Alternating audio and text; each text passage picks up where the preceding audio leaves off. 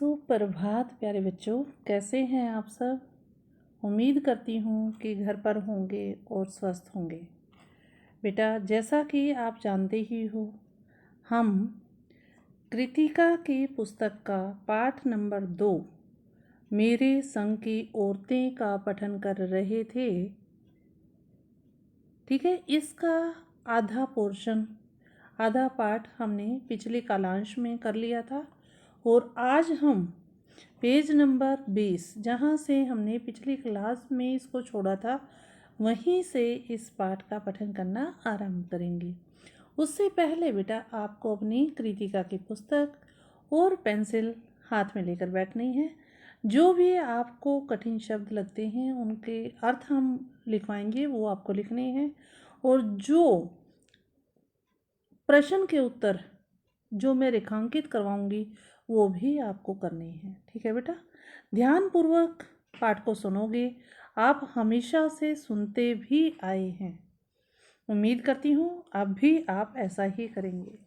मेरे संग की औरतें, मेरे मीन्स संग मीन्स साथ की औरतें, चाहे वो नानी है, दादी है या माँ है या उसकी बहनें हैं। इसमें देखिए, यह एक नए प्रकार की शैली में लिखा हुआ संस्मरण गद्य है। पद्य और गद्य इसके बारे में आपको पहले ही पता है। ठीक है, परंपरागत तरीके से जीते हुए भी लेख से हटकर कैसे जिया जा सकता है, यह पाठ ऐसी औरतों पर, ऐसी स्त्रियों पर केंद्रित है। केंद्रित मीन्स बेस्ड है उनमें। अब देखिए बेटा, पेज नंबर 20 आप अपनी पुस्तक से निकालेंगे। देखिए, 15 अगस्त 1947 को जब देश को आज़ादी मिली, यह कहना चाहिए जब आज़ादी पाने का जश्न मनाया गया, तो दुर्योग से मैं बीमार थी।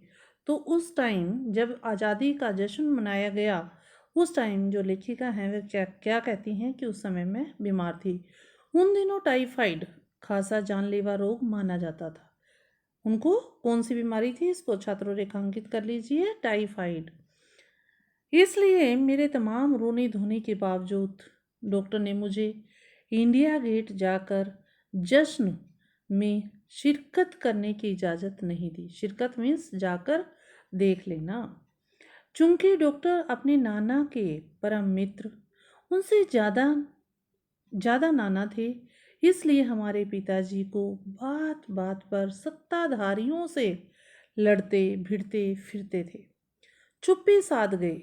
मैं बदस्तूर रोती कलपती रही कि मुझे वहाँ पर जाना है। क्या कोई बच्चा इकलौती गुड़िया के टूट जाने पर रोया होगा। मेरी उम्र तब 9 बरस की थी। 9 वर्ष मीन्स 9 साल की थी। इतनी छोटी नहीं कि गुड़िया से बहलती और इतनी बड़ी नहीं कि डॉक्टरी तर्क समझ लेती कि डॉक्टर क्या कहना चाहते हैं। तंग आकर पिताजी मुझे बदर्स काराम जोव उपन्यास पकड़ा गए। ये एक उपन्यास का शीर्षक है जो उनके हाथ में दे दिया गया। किताबें पढ़ने का मुझे मिराग था, मीन्स शौक था। मिराग क्या होता है बताइए। पढ़ने का चाव था या मानसिक रोग कहते हैं इसको।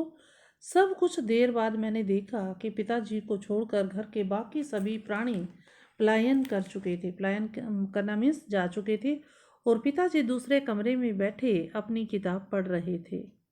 तो रोना धोना छोड़कर मैंने भी किताब खोल ली। लेखिका क्या बोलती है कि फिर मैंने देखा कब तक रोऊंगी, तो उन्होंने क्या किया, जैसे पिताजी किताब पढ़ रहे थे उन्होंने भी किताब पढ़ना शुरू कर दिया। एक बार शुरू कर लेने पर उसने मुझे इतनी मोहलत नहीं दी कि दोबारा रोना शुरू करूं या कोई और काम पकड़ूं। ठीक है बच्चे, उस वक्त बदर्स कारामजोव मुझे देने में क्या तुक थी, तब मेरी समझ में नहीं आया कि ये पुस्तक पिताजी ने मुझे क्यों दी। किताब इतनी समझ में आई वह अब तक नहीं जानती, क्योंकि उसके बाद इतनी बार पढ़ी कि सारे पाठ आपस में गड़मड़ हो गए। कितना पहली बार में पल्ले पड़ा कितना बाद में कहना मुश्किल है। ये समझ नहीं आया कि जितनी बार मैंने पढ़ा है, मेरी फर्स्ट टाइम में मुझे कितना समझ आया, सेकंड में क्या और थर्ड में क्या। देखिए, पर इतना विश्वास के साथ कह सकती हूँ कि उसका एक अध्याय जो बच्चों पर होने वाले अनाचार अत्याचार पर था। उसका एक जो अध्याय था, एक चैप्टर क्या था कि बच्चों पर होने वाले अत्याचार पर, मुझे पहली बार में ही लगभग कंठस्थ हो गया था। कंठस्थ होना मीन्स मुंजबानी रट जाना। उम्र के उस हर पड़ाव पर वह मेरे साथ रहा और मेरे लेखन के एक महत्वपूर्ण भाग को प्रभावित करता रहा। जैसे जादू का कालीन, मेरा नाटक नहीं वह 3 किलो की छोरी जैसी कहानियाँ, वह कठगुलाब उपन्यास के कई अंश, ये उनकी रचनाएं हैं छात्रों। अब आगे देखिए, अब माँ जी की के बारे में वो क्या कहती हैं। देखिए,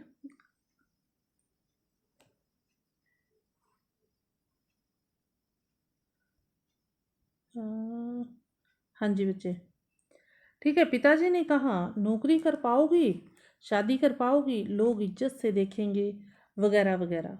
कोई तर्क विश्वसनीय नहीं लगा। ठीक है छात्रों, न रेणु को न खुद उन्हें। आखिर उन्होंने उसी कुतर्क का सहारा लिया जो युगों से माँ बाप के काम आता रहा है। कहा, बीए करो, क्योंकि मैं कह रहा हूँ करो। रेणु ने बीए कर तो लिया, पर सिर्फ पिता की खुशी के लिए, यानी पास होने लायक नंबर लाकर। जैसे उनके पिताजी की इच्छा थी कि बीए करो, तो उन्होंने बीए कर ली, बैचलर ऑफ आर्ट्स।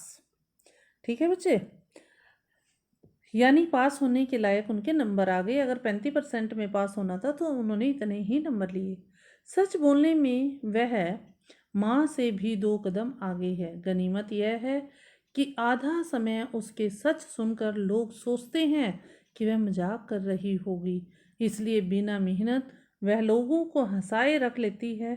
आज भी उसे कोई इत्र भेंट करता है तो वह कहती है, नहीं चाहिए, मैं तो नहाती हूँ। देखिए छात्रों, ठीक है, इसका अर्थ क्या है कि वो इतनी सच बोलती थी कि लोगों को हैरत हो जाती थी कि ये सच बोल रही है या झूठ बोल रही है। तीसरे नंबर पर चित्रा है। अब आगे की बात है कि तीसरे नंबर पर कौन है। चित्रा, उनकी बहन। वह कॉलेज पढ़ने तो जाती थी, पर खुद पढ़ने से ज़्यादा दिलचस्पी उसकी किसकी थी, दूसरों को पढ़ाने में। ठीक है, इसलिए इम्तिहान में उसके अंक कम और उसके शागिर्दों के ज़्यादा आते थे, क्योंकि वो उनको पढ़ाती थी। पर अपने यहाँ सब चलता था। उसकी शादी का वक्त आया तो उसने एक नज़र में लड़का पसंद करके ऐलान कर दिया कि शादी करेगी तो उसी लड़के से करेगी। ठीक है, तीसरे नंबर वाली ने, जिसका नाम क्या था छात्रों, चित्रा। इसको रेखांकित कर सकते हैं आप। मुश्किल यह थी कि हमारे माँ बाप ही नहीं, खुद लड़का भी उसके निर्णय से वाकिफ नहीं था। पर उनका कहना था, वह जो सोच लेती है करके रहती है। तो उसकी शादी उसी लड़के से हुई। कोई मुश्किल पेश नहीं आई। क्यों आती? उसने कहा, मैंने पहली मुलाकात में ही उसे बतला दिया था कि मैं शादी जो सोच लेती हूँ। क्या बताया था? कि मैं जो सोच लेती हूँ होकर रहता है। उसने लड़के को ही बता दिया। तो उसने बात आगे खींची ही नहीं, पहली मुलाकात में ही हथियार डाल दिए। उसने भी हाँ भर ली। ठीक है छात्रों, अब आगे देखिए। हम में सबसे छोटी बहन अचला काफ़ी दिनों तक, छोटी बहन का, सबसे छोटी बहन का नाम क्या है, अचला, काफ़ी दिनों तक कुछ कम खिसकी मालूम पड़ती रही। ठीक है, सबसे छोटी बहन। पिता का कहा मानकर पहले अर्थशास्त्र किया, फिर पत्रकारिता में दाखिला लिया। देखिए छात्रों, पत्रकारिता में उसने एडमिशन ले लिया, ढंग से पढ़ाई की, पास हुई, फिर पिता की पसंद से शादी भी कर ली। उसके आगे लीक पर नहीं चल पाई, जो परंपरा थी वो उस पर नहीं चली। घर और बार में जब मन ज़्यादा रुचा नहीं, मीन्स नहीं लगा, और मंजुल और मेरी तरह उम्र के 30 बरस पार करते ही लिखने का रोग लगा लिया उसकी बहन ने भी। ठीक है छात्रों, आगे देखिए अब। एक बात हमें एक सी रही, एक सी मीन्स एक जैसी रही, घर बार को परंपरागत तरीके से हमने भले न चलाया हो, उसे तोड़ा भी नहीं। शादी एक बार की और उसे कायम रखा। ये नहीं है कि तलाक ले लिया और हमने दूसरी शादी कर ली, नहीं। चाहे तलाक के कगार पर खड़ी चली हो, पर कगार तोड़ डूबी नहीं। शायद इसलिए कि जैसा मैंने पहले उपन्यास में लिख डाला था, हम कभी विश्वास करती रही होंगी कि मर्द बदलने से कोई प्रयोजन सिद्ध नहीं होता, कि बार बार पति चेंज करो, घर के भीतर रहते हुए भी अपनी मर्जी से जी लो तो काफ़ी है। शादी के बाद मैं बिहार के एक छोटे कस्बे डालमिया नगर में रही। अब शादी के बाद की बात है कि वो बिहार में कहाँ पर रही, जहाँ मर्द औरतें चाहे पति पत्नी क्यों न हो, पिक्चर देखने भी जाते तो अलग अलग दड़बों में बैठते। अगर उनको पिक्चर देखने के लिए भी पति और पत्नी, हस्बैंड और वाइफ को जाना होता था, तो पिक्चर हॉल में भी अलग अलग बैठते थे। मैं दिल्ली से कॉलेज की नौकरी छोड़कर वहाँ पहुँची थी और नाटकों में अभिनय करने की शौकीन रही थी। वो नाटक में रोल प्ले करती थी। मैंने उनके चलन से हार नहीं मानी। साल भर के भीतर उन्हीं शादीशुदा औरतों को प्राय मर्दों के साथ नाटक करने के लिए मना लिया। ठीक है, देखिए कितनी अच्छी उसने ये किया है। अगले 4 साल तक हमने कई नाटक किए। अकाल राहत कोष के लिए उन्हीं के माध्यम से पैसा भी इकट्ठा किया। वहां से निकली तो कर्नाटक के एक और छोटे कस्बे बागलकोट में पहुंच गई। यहाँ छात्रों आपको रेखांकित करना है कि जहाँ वो पहले थी, पहले कहाँ थी आपको पता है, अभी बताया था आपको, बिहार के एक छोटे से कस्बे डालमिया में।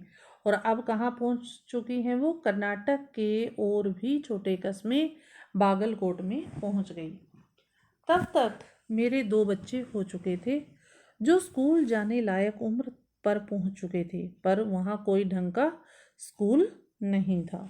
कहाँ की बात है बच्चों, बागलकोट जो कर्नाटक में है। आगे देखिए, लोगों की राय पर मैंने पास के कैथोलिक बिशप से दरख्वास्त की, मीन्स उनको बोला कि उनका मिशन वहाँ के सीमेंट कारखाने की आर्थिक मदद से हमारे कस्बे में एक प्राइमरी स्कूल खोल दे। प्राइमरी स्कूल क्या होता है छात्रों, 5वीं तक का स्कूल। पहले उन्होंने कहा चूंकि उस प्रदेश में क्रिश्चियन जनसंख्या कम थी, इसलिए वे वहाँ स्कूल खोलने में असमर्थ थे, वो नहीं खोल पा रहे थे। मैंने गैर क्रिश्चियन बच्चों को भी शिक्षा पाने के लायक सिद्ध करते हुए अपना इसरार जारी रखा। इसरार जारी रखना मीन्स कोशिश जारी रखी। तब उन्होंने कहा, हम कोशिश कर सकते हैं बशर्ते आप हमें यकीन दिलाएं कि वह स्कूल अगले 100 वर्षों तक चलता रहेगा। मुझे गुस्सा आ गया। मैंने कहा, स्कूल की छोड़िए, किसी के भी बारे में यकीन नहीं दिलाया जा सकता कि वह अगले 100 वर्ष तक चलेगा। इंसान का ही नहीं पता और आप स्कूल की बात करते हैं। वे भी गुस्सा खा गए, बोले, खुदा का लाख शुक्र है बच्चों की न पढ़ पाने की समस्या आपकी है, मेरी नहीं। बात कड़वी थी पर 100% सच थी। सच के आगे सिर झुकाने की हमारी बचपन की आदत थी कि अगर सच है तो उसके लिए आप मान लोगे, आप अपना सिर झुका दोगे अगर आप गलत हैं। मैंने तय किया, निश्चय किया कि मैं खुद अंग्रेजी, हिंदी, कन्नड़, छात्रों इसको रेखांकित कर दीजिए, अंग्रेजी, हिंदी, कन्नड़ 3 भाषाएं पढ़ाने वाला प्राइमरी स्कूल वहाँ खोलूँगी। तो उन्होंने निश्चय कर लिया कि मैं ये चीज़ें अंग्रेजी, हिंदी और कन्नड़ 3 भाषाएं जिसमें पढ़ाई जा सके ऐसा प्राइमरी स्कूल में खोलूँगी और कर्नाटक सरकार ने उसे मान्यता भी दिलवाऊँगी। ठीक है, एफिलेशन भी कर्नाटक सरकार से मैं इसको दिलवाऊंगी। वहाँ के अनेक मेहनती और खिसके लोगों की मदद से यह व्रत पूरा हुआ। मीन्स उन्होंने वहाँ पर स्कूल खोल दिया, प्राइमरी स्कूल, और 3 भाषाओं में को उन्होंने पढ़ाना शुरू कर दिया। मेरे बच्चे तथा अन्य अफसरों के बच्चे उसी स्कूल में पढ़े। बाद में अलग अलग शहरों के अलग अलग ख्यात स्कूलों में दाखिला भी पा गए। मैंने अनेक मौके आए जब मैंने अपने जिद्दीपन के नमूने पेश किए। ये एक जिद थी, एक जुनून था, ठीक है, जो उन्होंने पूरा किया। ऐसे ही कहते हैं ना कि बच्चों के सिर पर जुनून होना चाहिए पढ़ाई का, कि मैं ये सब कुछ कर सकता हूँ। क्योंकि अगर आपके अंदर जुनून नहीं होगा तो आप कुछ भी काम नहीं कर पाएंगे। ठीक है, देखिए अब आगे। पर सबसे ज़्यादा उसने मंच पाया मेरे लेखन में, जो शुरू से अब तक लेख से खिसका अपनी राह खुद तलाशता रहा। पर अब कुछ कर लेने पर भी मैं अपनी छोटी बहन रेणु के मुकाबिल नहीं पहुंच सकती। 1950 के अंतिम दौर में 1950 के अंतिम दौर में एक रात दिल्ली में एक साथ 9 इंच बारिश हो गई। छात्रों, 1950 की बात है कि दिल्ली में एक साथ इतनी बारिश हुई जो 9 इंच पानी भर गया। दिल्ली की खासियत यह रही है कि थोड़ा पानी बरसते ही वहाँ के नाले पर नालों में बाढ़ आ जाती है, पुलों के नीचे पानी भर जाता है और तमाम यातायात ठप हो जाता है। यातायात मीन्स आने जाने के साधन। इस कयामती बारिश के बाद तो सरकारी दफ्तरों के पहले तल्लों से फाइलें पानी में तैर आती थी। अगली सुबह किसी तरह का कोई वाहन सड़क पर नहीं निकला था। जाहिर है कि रेणु के स्कूल की बस भी उसे लेने नहीं आई। रेणु ने कहा, कोई बात नहीं, मैं पैदल चली जाऊंगी। सबने समझाया, स्कूल बंद होगा, मत जाओ। उसने कहा, आपको कैसे पता? इस सवाल का माकूल जवाब किसी के पास नहीं था। हमारे यहाँ फ़ोन जरूर लगा हुआ था, स्कूल में भी रहा होगा, पर बारिश के चलते वह ठप पड़ा हुआ था, तो रेणु अकेली पैदल स्कूल चल दी। गनीमत यह थी कि बारिश एक मुश्त बरस लेने के बाद थम गई थी। एक साथ इतनी ज़्यादा हुई और उसके बाद थोड़ी देर के लिए रुक गई। सड़कों पर पानी था, पर और बरस नहीं रहा था। सड़कें पानी से तो भरी हुई थी छात्रों, लेकिन बारिश नहीं हो रही थी अब। ठीक है,